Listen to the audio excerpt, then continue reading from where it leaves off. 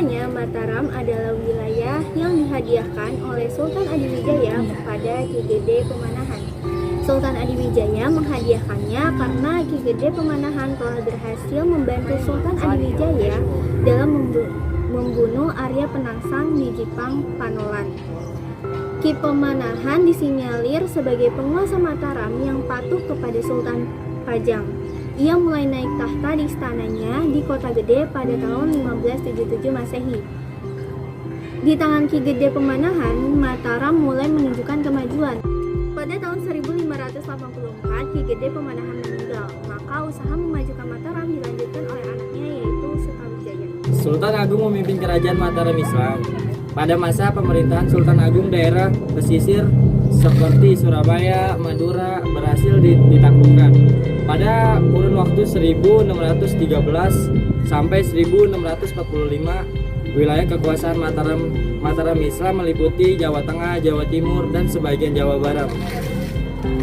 Kehadiran Sultan Agung sebagai penguasa tertinggi membawa kerajaan Mataram Islam kepada peradaban kebudayaan pada tingkat yang lebih tinggi.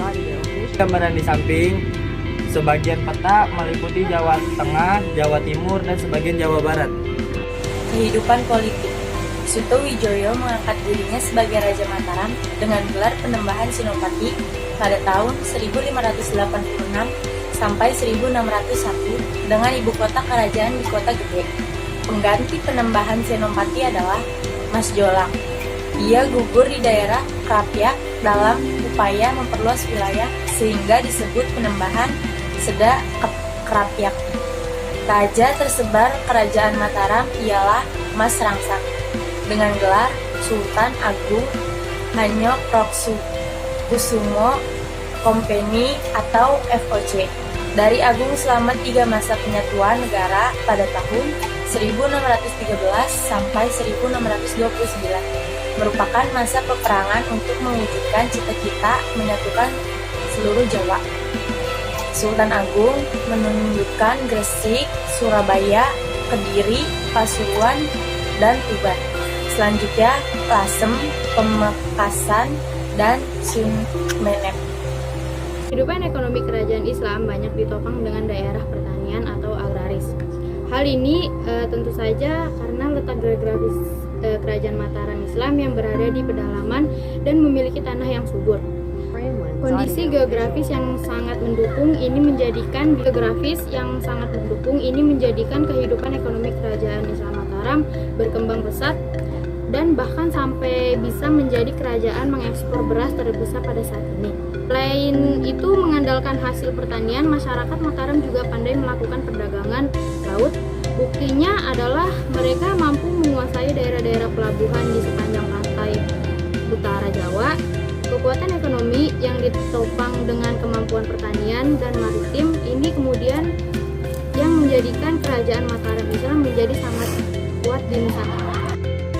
Bermula dari kehidupan ekonomi yang berpijak pada kemampuan pertanian, maka dari situ kemudian disusun suatu masyarakat yang bersifat feodal.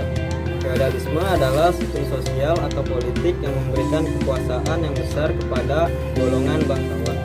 Para pejabat dari kerajaan memperoleh imbalan berupa tanah garapan atau lumbung. Selain itu juga muncul akulturasi antara kebudayaan Hindu, Buddha, dan Islam. Contohnya adalah acara grebek yang pada awalnya adalah sebuah tradisi pada zaman Majapahit untuk pemujaan roh nenek moyang.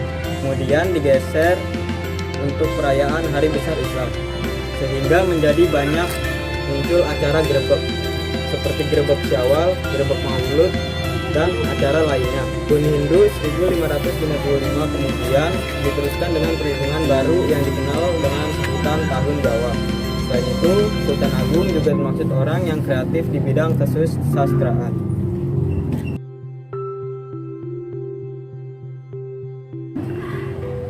Keruntuhan Kesultanan Mataram Islam juga disebabkan oleh adanya rasa dendam dan juga permusuhan dari Wangsa Sailendra kepada Jawa yang tidak pernah berhenti. Permusuhan ini terus-menerus terjadi hingga Wangsa Isana meraih kekuasaan selanjutnya.